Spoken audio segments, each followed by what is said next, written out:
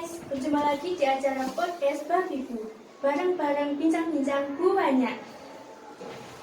Kali ini saya Umar Rosita, bahwa di podcast kali ini kita akan membahas masalah di bulan Ramadan. Di sini saya tidak sendiri, di samping saya ada Bapak Zubair yang akan menjawab masalah seputar permasalahan yang ada di bulan Ramadan. Baik, langsung saja kita ke pertanyaan yang pertama, yaitu ketika sedang dalam perjalanan dan sudah menjamak sholat maghrib dan isya, bagaimana sholat tarawihnya? Apakah harus dijamak? Sebelumnya, Assalamualaikum warahmatullahi wabarakatuh. Waalaikumsalam. Tadi pertanyaannya apa, Umi? Ketika ada seseorang Dalam perjalanan Ya. dan sudah menjamak sholat maghrib dan isya, Ya. terus bagaimana sholat tarawihnya? Apakah harus di masjid? Ini kaitannya tentang sholat tarawih, letaknya apakah harus di masjid? Enggak. Bisa di rumah, bisa di musola, bisa di masjid. Lebih baik di masjid. Cuma ketika enggak di masjid, bisa tarawih di rumah juga bisa. Permulaan sholat tarawih itu emang enggak disuruh untuk berjamaah. Waktu sholat tarawih dilaksanakan secara berjamaah itu pada masa Sayyidina Umar bin Khattab kalau nggak salah. Itu dilaksanakannya secara bersama. Tapi sebelumnya itu justru sholat sunat itu sendiri-sendiri. Karena apa? Sholat sunat itu dilakukan, sebaiknya sholat sunat itu dilakukan memang sendiri-sendiri, bukan secara berjamaah. Akan tapi ketika pada waktu zaman Sayyidina Umar itu dilaksanakannya untuk merukunkan,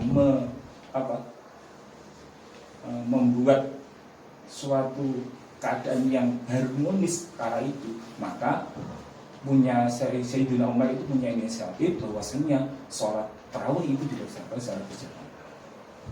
Nah, untuk tempatnya itu bisa di rumah juga bisa, di musola juga bisa, nggak harus di masjid. Tapi utamanya tetap di masjid. Oh, berarti utamanya harus tetap di masjid. Iya, kalau masalah afdol tempat, keutamaan tempat itu di masjid. Tapi nggak di masjid nggak, tetap sah. Itu masalah sholat. Yang kedua berkaitan dengan qiyamul lail, sholat malam atau tahajud. Apakah Qiyamul lail. Iya, qiyamul lail, maaf. Sholat malam atau tahajud, apakah ada istilah yang syar'i istilah tersebut, dan apakah perbedaannya dengan sholat tarawih yang kita kerjakan pada bulan Ramadan? Tentang masalah qiyamul lail itu sebenarnya menghidupkan malam bulan Ramadan itu banyak ibadah-ibadah. Salah satunya itu dengan tarawih. Kalau masalah qiyamul lail yang lainnya itu Contohnya qiyamul lail? contohnya seperti sholat, nanti ada sholat hajat, sholat tahajud, itu semua masih banyak untuk masalah tentang qiyamul lail. Terus Itu kalau masalah tentang qiyamul lail. Kemudian apa tadi yang selanjutnya? yang Apa perbedaannya? perbedaannya dengan sholat tarawih yang kita kerjakan pada bulan Ramadan? Iya, itu juga bisa termasuk dari kategori qiyamul lail sholat tarawih. Karena untuk menghidupkan malam pada bulan Ramadan itu dianjurkan untuk sholat tarawih. Itu salah satunya dari qiyamul lail. Baik. Kemudian Selanjutnya, sering kita dapati perbedaan di tengah masyarakat tentang jumlah rakaat sholat tarawih. Ada yang 11, ada yang 23 rakaat. Terus bagaimana penjelasan mengenai hal ini dan mana yang lebih sesuai dengan sunnah Nabi? kalau masalah tentang emang fenomena tentang perbedaan rakaat sholat tarawih itu sejak zaman dahulu sampai sekarang tetap ada yang namanya perbedaan antara rakaatnya, ada yang mengatakan 8, ada yang mengatakan 20. Terserah mau memakai yang mana, mau memakai 8 rakaat atau memakai 20 rakaat, itu terserah. Kalau yang di kalangan masyarakat itu yang kurang pasnya itu seperti itu. Kalau orang NU itu terawihnya 20 ya. Nah, kalau orang Muhammadiyah 8. Kalau seharusnya enggak seperti itu. nggak mengikut NU atau Muhammadiyah. Mazhab itu cuma ada 4, nggak ada ditambahkan mazhab NU atau Muhammadiyah, itu nggak ada. Kebanyakan di masyarakat itu menganggap bahwasanya sama dengan kunut atau tidak kunut itu. Kalau kunut itu orang NU, kalau nggak kunut Muhammadiyah. Anggapan seperti itu jangan. Kalau kunut itu memakai Imam Syafi'i, kalau nggak kunut memakai Imam Malik. Sama ketika tarawih 20 rakaat itu memakai pendapatnya madhabnya Imam Syafi'i, yang 8 rakaat itu Imam Malik. Gitu. Entah mau memakai semuanya benar. Tapi kalau untuk saya pribadi, itu justru saya condong ke yang 20 rakaat. Karena apa? Seandainya besok kita ditanyakan yang benar, kalau seandainya yang benar itu 8, kita kan masih punya sisa. Coba kalau yang benar itu ternyata 20, kalau yang sudah melaksanakan meyakini 8, kekurangannya nanti minta siapa?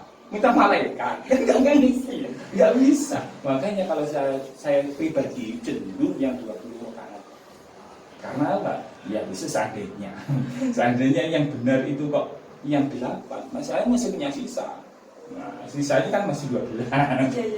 Jadi nggak khawatir seandainya nanti ditanyain, kurang, nggak mungkin. Karena masih ada sisa.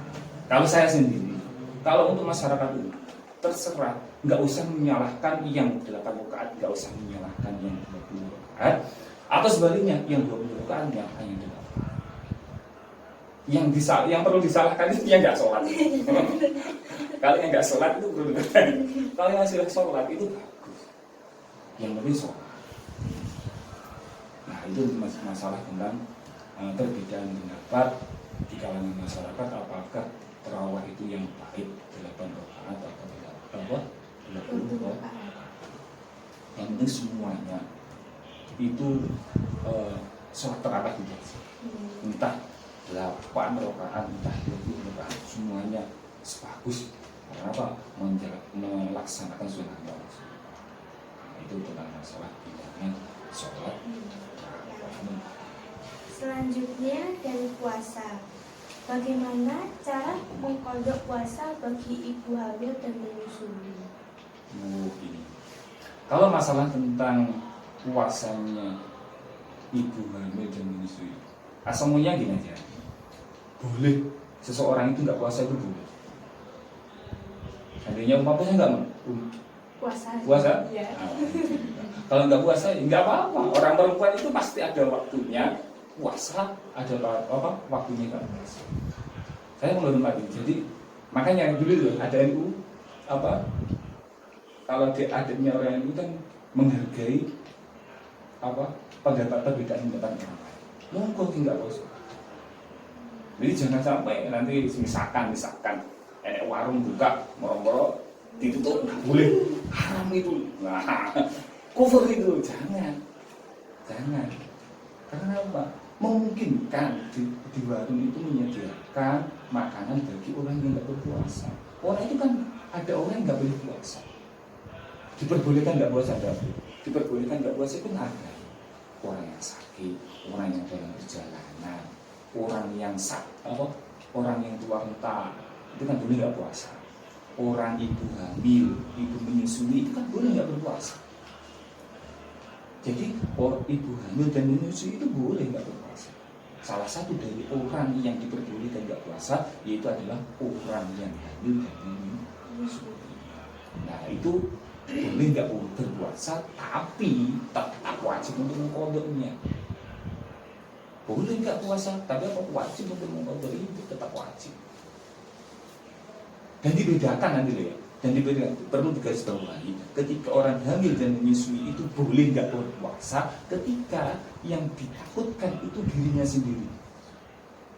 Sedangkan ada orang hamil atau menyusui, dia takut seandainya puasa ada madorot atau efek samping terhadap dirinya sendiri, maka dia boleh nggak puasa, tapi wajib untuk mengkodok.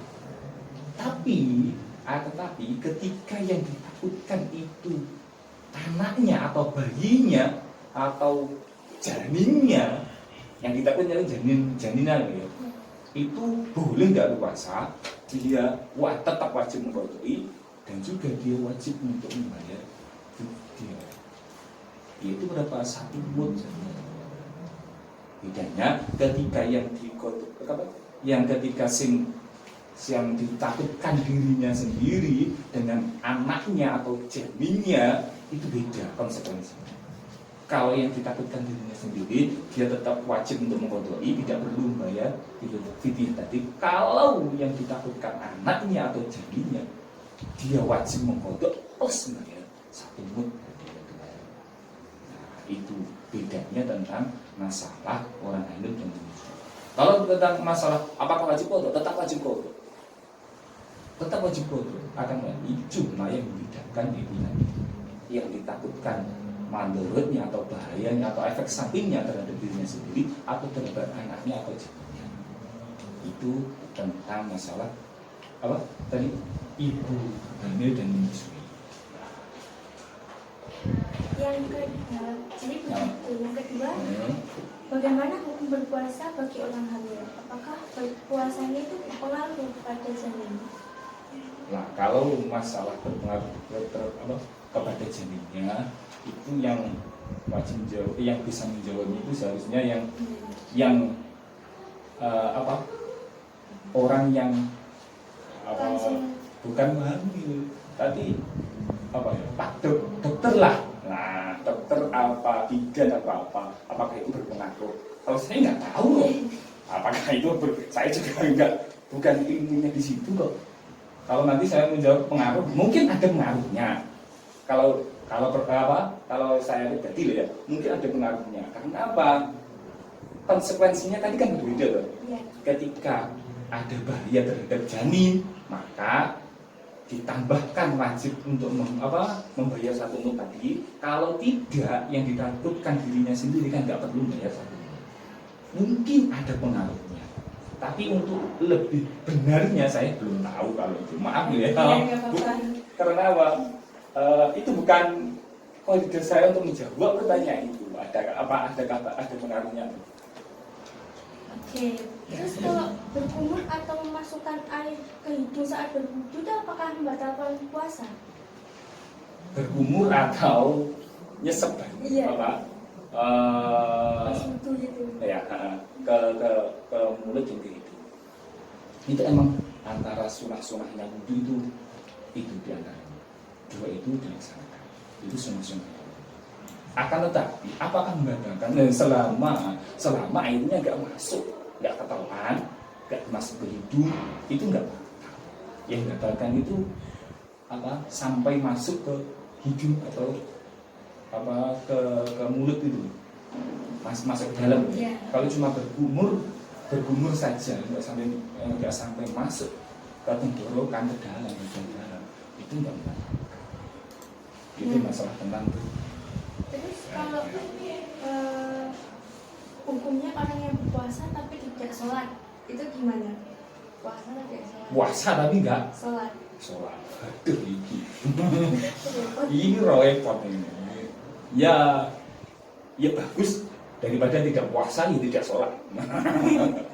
Kalau masih puasa tapi nggak gelem sholat, ya timpang lah. Dunia Islam gimana ya? Dunia Islam ala konsep kalau tidak salah. Syahadatu la ilaha illallah, iqamus shalah, ita'uz zakat, shaumu fi Ramadan, wal haji liman istata'a. Islam itu dibangun atas 5 perkara ini. Islam akan tegak ketika kelima perkara ini dilaksanakan semua. Kelima ini nggak dilaksanakan, ya jelas itu akan timpang. Ya kemungkinannya akan roboh itu kan besar sekali gitu. Seandainya bangunan itu kok cagai pondasinya ada 5, gak 1 atau 2-nya itu nggak ada, kemungkinan roboh. Iya, roboh. Nah, kemungkinan roboh itu besar sekali. Nah, ketika sama dengan orang ini, ketika enggak puasa, mau puasa tapi enggak sholat, ya sama seperti itu. Keislamannya orang tersebut itu perlu dipertanyakan, perlu dipertanyakan. Karena apa? Islam tadi dibangun atas 5 perkara tadi. Tapi ya seandainya, ya mendinganlah daripada nggak sholat, nggak puasa, nggak zakat apalagi itu, ya didoakan aja kalau ada orang seperti itu. Diberitahu seandainya nggak mau, nggak menerima, ya didoakan aja. Karena ya itu seperti tadi, timpang rumah itu fondasinya itu nggak lengkap, kan nggak rusuh loh. Kalau rumah itu fondasinya nggak lengkap itu kan nggak rusuh. Terus enak seandainya ada gempa sedikit langsung roboh.